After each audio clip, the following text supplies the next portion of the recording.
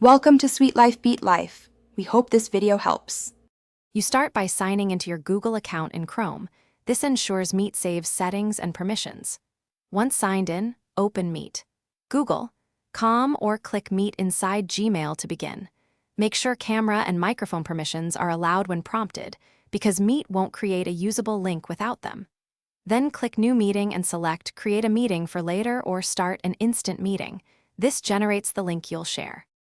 Once the meeting window opens, decide whether you want an instant session or a reusable link for later.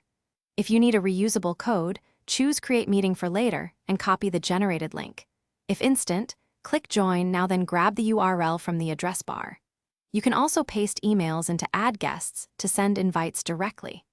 Make sure to open host controls to disable chat or screen sharing if you prefer tighter control over who presents. Finally, share the link. Paste it into a Google Calendar event to auto-add details or send it by chat or email so participants have access.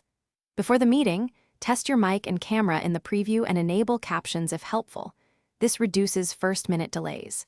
If someone can't join, make sure they're signed into a Google account or try regenerating the link. If problems persist, restart the browser and confirm camera/mic permissions in system settings.